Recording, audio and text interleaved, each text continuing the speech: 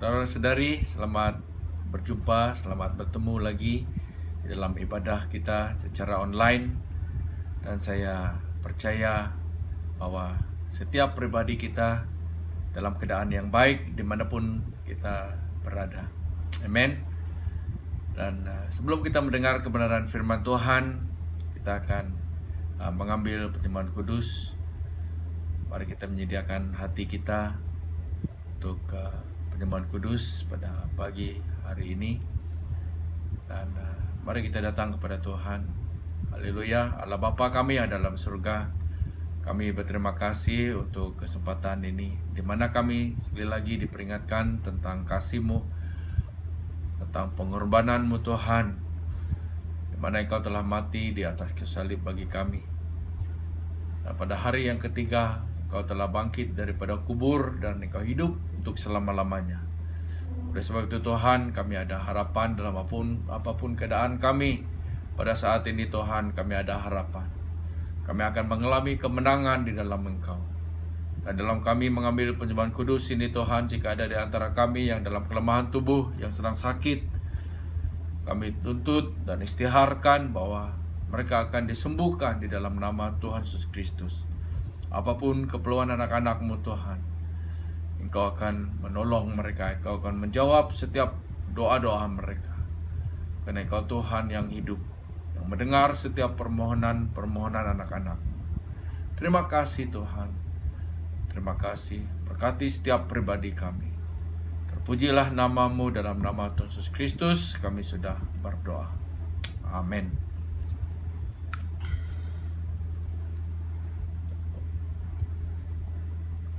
Mari kita mengambil roti. Dan saya akan membaca daripada 1 Korintus pasal yang ke-11. Mulai dari ayat 23. Sebab apa yang telah kuteruskan kepadamu telah aku terima dari Tuhan, yaitu bahwa Tuhan Yesus pada malam waktu Ia diserahkan, mengambil roti, dan sesudah itu Ia mengucap syukur atasnya. Ia memecah-mecahkannya dan berkata, inilah tubuhku yang diserahkan bagi kamu. Perbuatlah ini menjadi peringatan akan aku. Mari kita makan roti bersama-sama.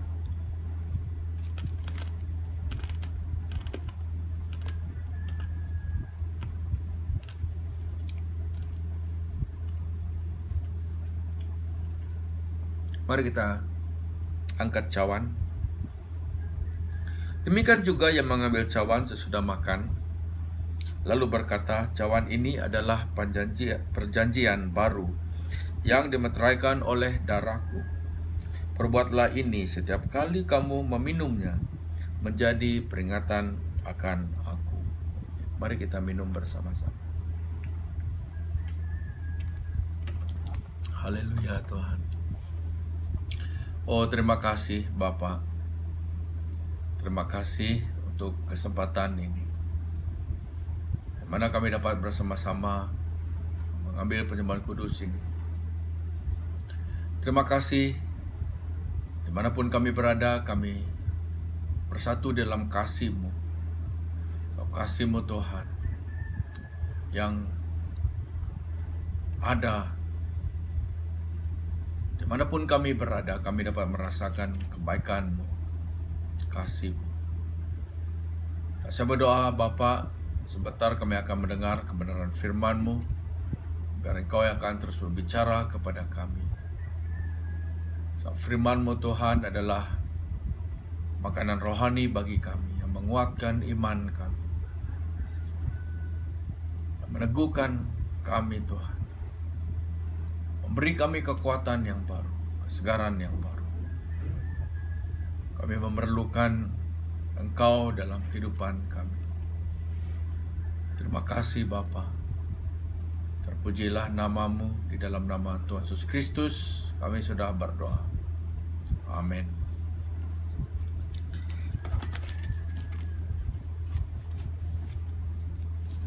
Mari kita melihat di dalam Pengkhotbah Pengkhotbah pasal yang ketiga, kita akan membaca daripada ayat yang ke-9 sampai 17. Pengkhotbah pasal yang ketiga, ayat 9 sampai 17. Apakah untung pekerja dari yang dikerjakannya dengan berjerih payah? Aku telah melihat pekerjaan yang diberikan Allah kepada anak-anak manusia untuk melelahkan dirinya. Ia membuat segala sesuatu indah pada waktunya, bahkan ia memberikan kekekalan dalam hati mereka. Tetapi manusia tidak dapat menyelami pekerjaan yang dilakukan Allah dari awal sampai akhir. Aku tahu bahwa untuk mereka tak ada yang lebih baik daripada bersuka-suka dan menikmati kesenangan dalam hidup mereka, dan bahwa setiap orang dapat makan, minum, dan menikmati kesenangan dalam segala jerih payahnya. Itu juga adalah pemberian Allah. Aku tahu bahwa segala sesuatu yang dilakukan Allah akan tetap ada untuk selamanya. Itu tak dapat ditambah dan tak dapat dikurangi. Allah berbuat demikian supaya manusia takut akan Dia. Yang sekarang ada dulu sudah ada, dan yang akan ada sudah lama ada. Dan Allah mencari yang sudah lalu. Ada lagi yang kulihat di bawah matahari, di tempat pengadilan, di situ pun terdapat ketidakadilan. Dan di tempat keadilan, di situ pun terdapat ketidakadilan. Berkatalah aku dalam hati, Allah akan mengadili baik orang yang benar maupun yang tidak adil. Karena untuk segala hal dan segala pekerjaan ada waktunya. Ketika kita membaca buku Pengkhotbah ini, kita akan melihat ada kata-kata yang ditulis oleh pengkhotbah. Dan kata-kata itu ialah kesia-siaan. Kesia-siaan.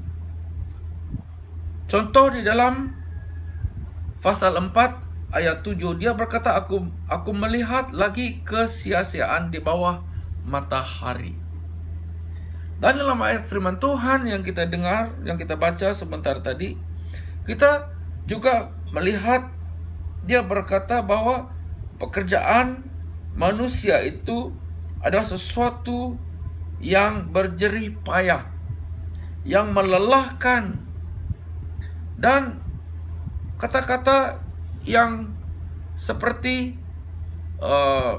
memberi kesan yang tidak baik kepada kita, kepada manusia.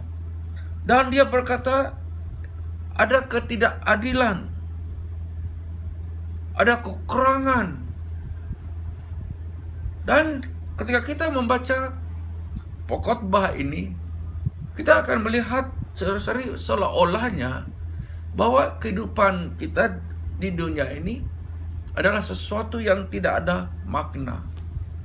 Bahwa apa yang kita sedang usahakan, kita usahakan dengan jerih payah, dengan kesusahan, dengan pergumulan, dengan melalui banyak cabaran. Jadi apabila kita menghadapi sesuatu dengan kesusahan, cabaran itu sendiri, itu bukan menjadi dorongan kepada kita, tapi ia boleh menjadi suatu halangan bagi kita. Tapi itu bukan tujuan pengkhotbah ini. Dan kita tahu bahwa penulis pengkhotbah ini adalah Raja Salomo. Dan firman Tuhan berkata di dalam 1 Raja-Raja 4 ayat 29, bahwa Raja Salomo ini dialah seorang yang diberi oleh Tuhan hikmat dan pengertian yang amat besar. Dialah seorang yang penuh dengan kebijaksanaan. Tetapi apabila kita membaca pengkhotbah ini, saudari, Di situ kita melihat bahwa apa yang dia katakan, segala sesuatu itu adalah kesia-siaan. Kenapa? Kenapa dia berkata demikian? Adakah dia adalah seorang yang melihat sesuatu itu dengan kacamata yang tidak ada harapan, dengan penglihatan, dengan pemahaman bahwa segala sesuatu itu akan membawa kekecewaan? Mungkin kita pikir bahwa pada saat dia menulis pengkhotbah ini, dia melalui kekecewaan, dia melalui kehidupan di mana dia sudah menyerah. Dia merasakan bahwa Tuhan sudah jauh daripada dia. Walaupun pada suatu ketika dia mengalami kebaikan Tuhan, dia mengalami kasih karunia Tuhan, tetapi pada suatu ketika dia tidak merasa hadirat Tuhan itu lagi. Kehidupan dia sudah tidak sama.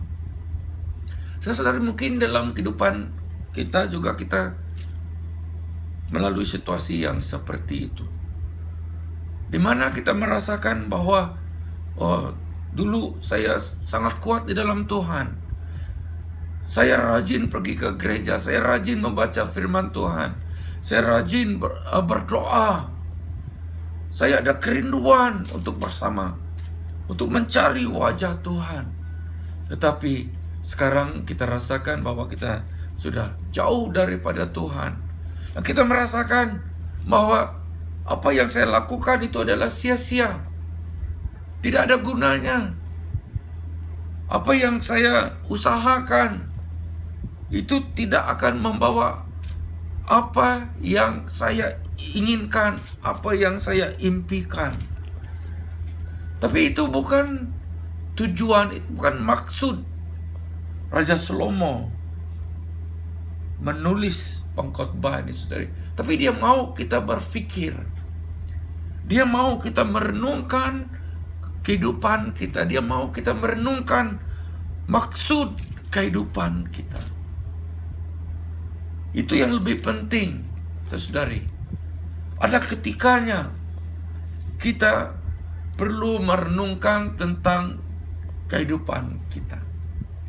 Kita perlu merenungkan dan bertanya kepada diri kita, apakah situasi kehidupan kita secara rohani di hadapan Tuhan? Adakah kasih Tuhan itu masih menyala-nyala di dalam hati kita, dalam kehidupan kita? Adakah kasih yang pertama itu masih lagi ada di dalam diri kita? Ataupun kita sudah menjadi apa yang disebut suam-suam kuku? Tapi apa yang Tuhan mau daripada kita, saudari, yaitu kita mempunyai hati yang berkobar-kobar, mengikut Tuhan, mencari Tuhan.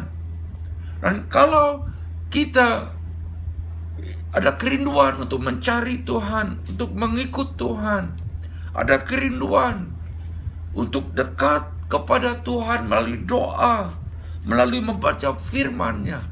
Firman Tuhan berkata, kita mempunyai kekekalan di dalam hati kita.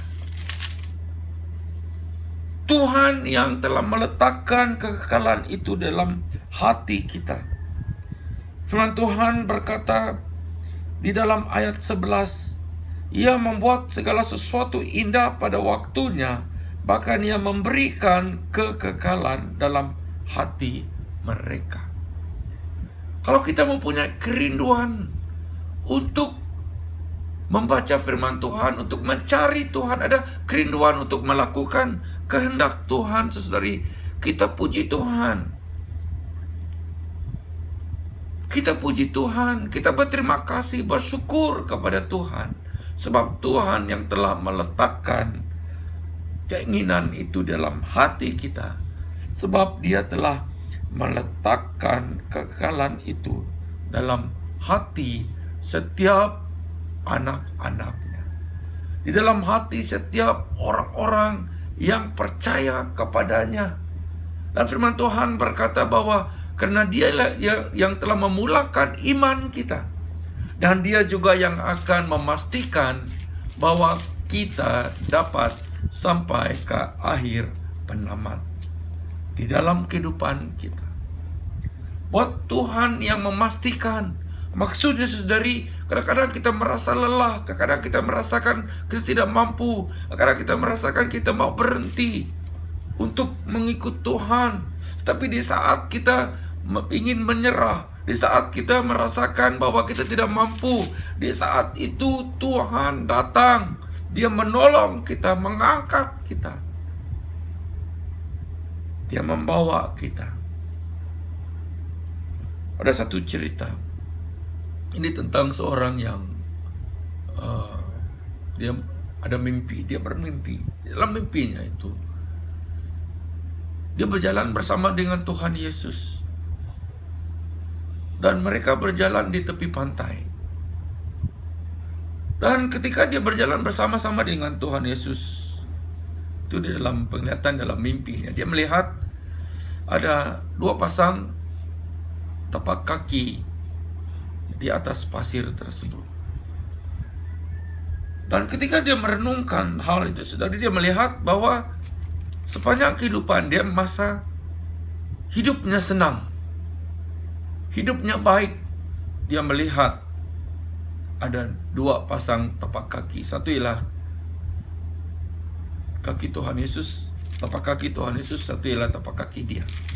Dia melihat ada dua pasang tapak kaki berjalan di atas pasir itu ketika hidupnya senang, ketika hidupnya baik.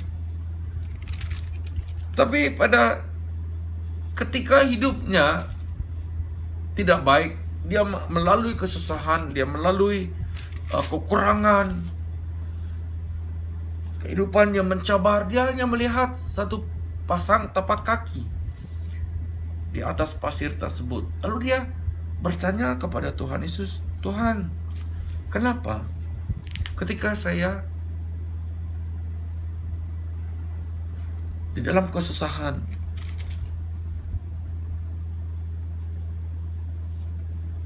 melalui cabaran, melalui kekurangan,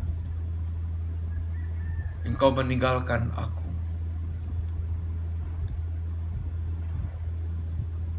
Dan Tuhan Yesus menjawab dia, anakku, tapak kaki yang engkau lihat itu, yang sepasang itu adalah tapak kakiku. Karena ketika engkau melalui kesusahan, di dalam kekurangan, pada saat itu aku mengangkat engkau.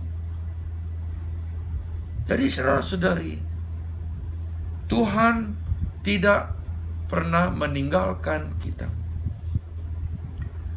Sebab apa? Sebab dia sudah meletakkan kekekalan di dalam hidup kita. Dia akan melihat, memastikan bahwa dia ada bersama-sama dengan kita. Firman Tuhan berkata bahwa dia tidak akan meninggalkan kita. Tuhan tidak menjanjikan bahwa kita akan melalui situasi yang baik-baik sepanjang hidup kita. Tuhan tidak menjanjikan itu. Tuhan tidak menjanjikan bahwa kita akan melalui pengalaman yang baik-baik, melalui situasi yang baik-baik. Tetapi apa yang Tuhan janjikan bahwa Dia tidak akan meninggalkan kita. Dia akan ada bersama-sama dengan kita. Jadi apa yang ingin disampaikan oleh Tuhan kepada kita melalui firman-Nya pada pagi hari ini, yaitu supaya kita sentiasa berharap kepada Tuhan. Walaupun situasi yang kita lalui, situasi yang kita hadapi itu kelihatannya adalah sia-sia, kesia-siaan, tidak ada untungnya, malah kita selalu rugi. Malah kita selalu direndah-rendahkan. Sebab apa? Sebab kita ingin mengikut Tuhan. Kita ingin melakukan firman-Nya, kita diketawakan oleh kawan-kawan kita. Tapi apa yang Tuhan mau kepada kita daripada kita? Yaitu supaya kita sentiasa berharap kepada-Nya, melihat kepada Dia. Walaupun kita mengalami saat-saat yang tidak menyenangkan, karena Tuhan telah meletakkan di dalam diri kita kekekalan itu. Nah, selain Dia akan mencukupi segala keperluan kita, memastikan kehidupan kita sentiasa dalam keadaan yang baik secara rohani, Dia juga mau kita saudari berharap kepada-Nya, bersandar kepada-Nya dalam apapun keadaan hidup kita, dalam apapun yang kita sedang alami. Dan firman Tuhan yang kita baca pada pagi hari ini, kita lihat pada pagi hari ini saudari, yaitu Dia berkata bahwa apa yang Dia lihat itu ialah ada ketidakadilan. Apa yang Dia lihat itu tidak menyenangkan hatinya. Apa yang Dia lihat itu adalah sesuatu yang mengecewakan. Dan kalau kita dalam situasi yang sedemikian, sesaudari, ya seperti dalam keadaan sekarang, ada keluarga kita yang ada di Sabah ataupun di Sarawak yang melalui situasi di mana mereka tidak dapat keluar dari rumah, ya ada virus, dan kadang-kadang kita merasakan dan pikir, oh di manakah Tuhan di dalam situasi-situasi yang seperti ini? Kenapa Tuhan membiarkan situasi ini terjadi? Dan firman Tuhan yang kita lihat pada hari ini, dari dia ingin mengatakan kepada kita, apa yang kita persoalkan itulah sesuatu yang munasabah. Itulah sesuatu yang benar, yang terjadi. Tuhan tidak merendah-rendahkan sesuatu situasi itu, ataupun Tuhan tidak akan mengecil-ngecilkan sesuatu situasi yang kita sedang hadapi. Apa yang kita hadapi itulah satu yang nyata.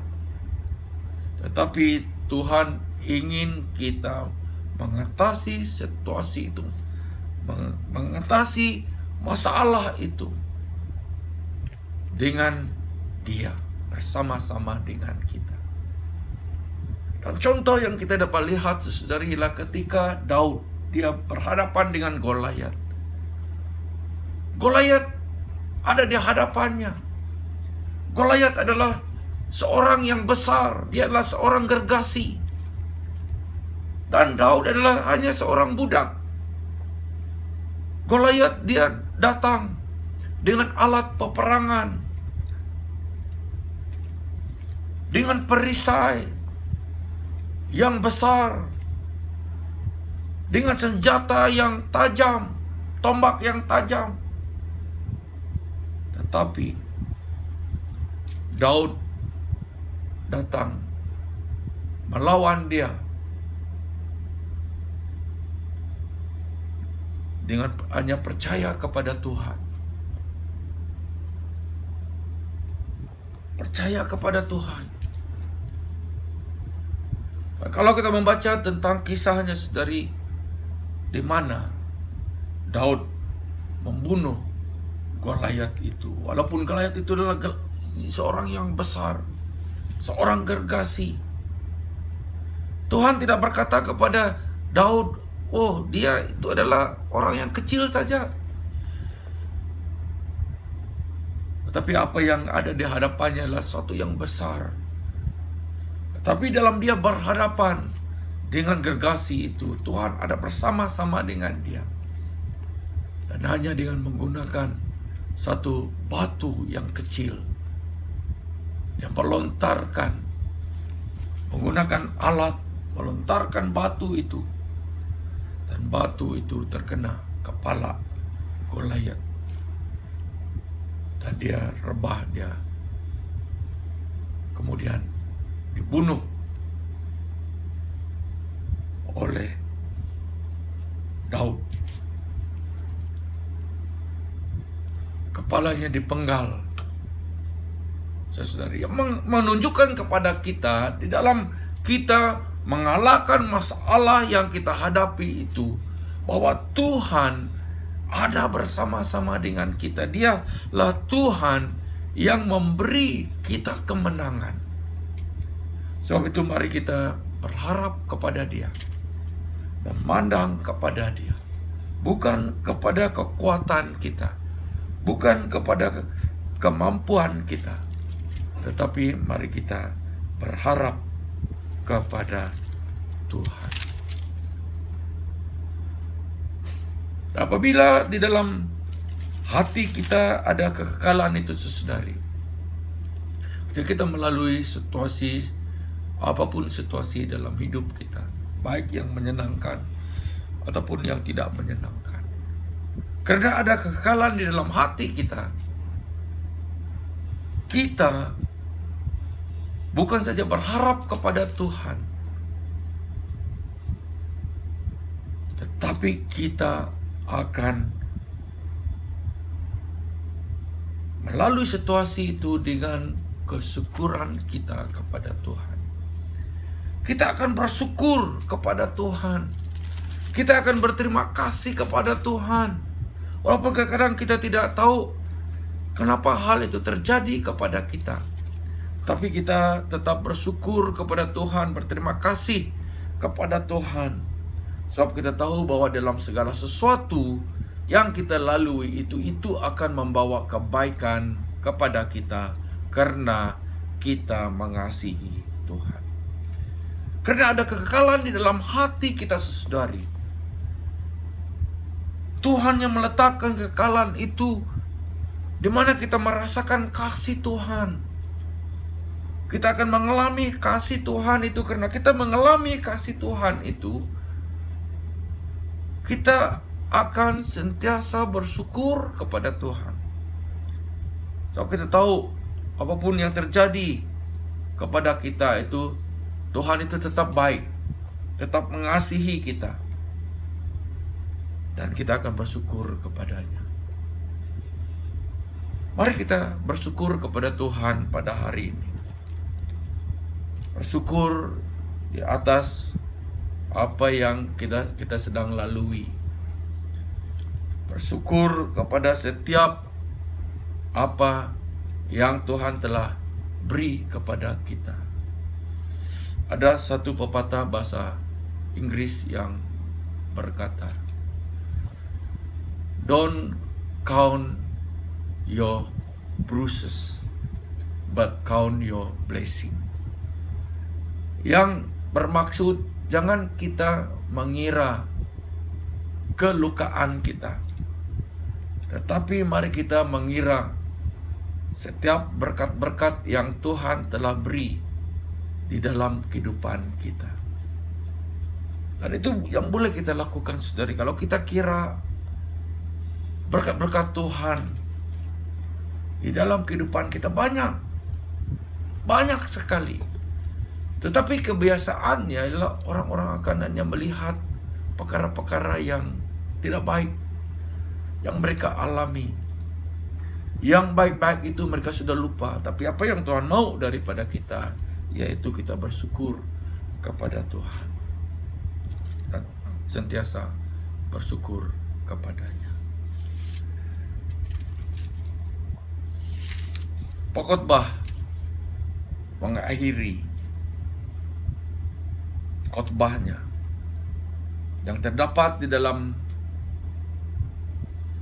pasal 12 ayat 13. Dan inilah juga yang akan kita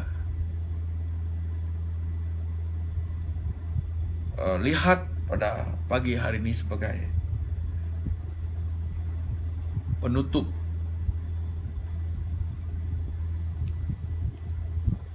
kebenaran firman Tuhan yang kita lihat pada kita belajar pada pagi hari ini, yaitu ayat 13.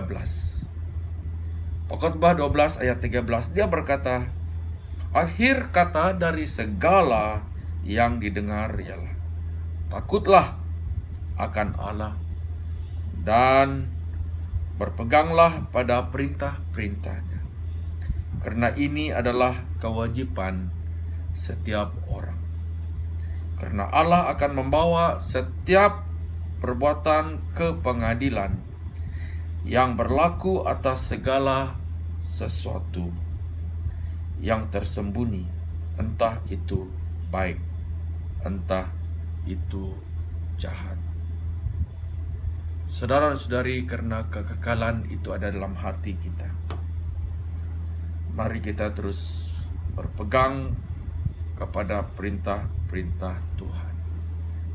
Karena firman Tuhan berkata bahwa perintah-perintahnya itu adalah seperti madu di dalam kehidupan kita, yang menyenangkan kita, yang menyegarkan kita. Mari kita berdoa. Allah Bapa kami yang ada dalam surga, terima kasih untuk kebenaran firman-Mu. Terima kasih Tuhan, karena Engkau telah meletakkan kekekalan itu dalam hati setiap pribadi kami. Dan kami ingin terus berharap kepada Engkau, terus bersyukur kepada Engkau, terus memandang kepada Engkau Tuhan. Karena Engkaulah Tuhan yang ada bersama-sama dengan kami. Biar kami tahu Tuhan, ketika kami melalui saat-saat yang tidak menyenangkan, bahwa kami bukan bersendirian Tuhan, Engkau ada bersama-sama dengan kami. Engkau ada bersama-sama dengan kami. Karena Engkau adalah Immanuel, Tuhan yang menyertai umat-Nya. Engkau adalah Tuhan yang menyertai setiap pribadi kami. Terima kasih Tuhan. Haleluya. Saudara-saudari, biar kasih karunia yang datang daripada Allah Bapa dan Putranya Yesus Kristus dan penyertaan Roh Kudus yang menyertai kita, biar wajah-Nya terus menyinari ke atasmu dimanapun engkau sedang berada.